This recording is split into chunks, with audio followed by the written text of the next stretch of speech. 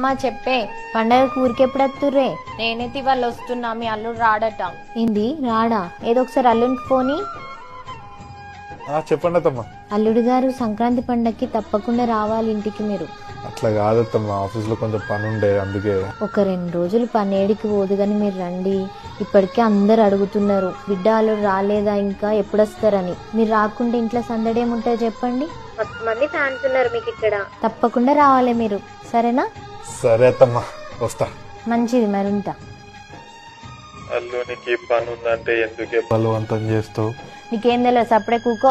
పండుగంటే ఉత్తిముచ్చెట్నా? ఎన్ని పనులుంటాయి. నేనేమో పిండి పిసుకలనా, గారెలు వస్తానా, చుట్టుపక్కల వచ్చి సకినాలు చుడతారు, బిడ్డే మార్షాలు చేస్తారు, ఇక పొయ్యి దగ్గర వాళ్ళు ఉంటారు. అందుకే అల్లుని రమ్మన్నా. అమ్మా ఫోన్ కట్ చేయలేదు. పాపమే మరీ గట్లా అల్లునితో పని చేయించుకుంటారా? ఏమైతుంది నువ్వు చెయ్యలే? ఇప్పుడంటే మోకాలు నొప్పులు వచ్చి కూర్చుంటలేవు గానీ ముందంతా పొయ్యిటి నీదేనాయే. అయినా అల్లునికి లేని బాధ నీకేంది? అట్లా పొయ్యి దగ్గర కూర్చొని గారెలు కాల్చుకుంటే ఏవో కుళ్ళు జోకులు ఎత్తాడు. వీళ్ళందరూ కిలకిల నవ్వుకుంటా పని చేస్తారు. ఆయన మురిసిపోయి ఇంకో 4 గారెలు ఎక్కువ కాల్చుతాడు. కమీడియన్ అనే అమ్మా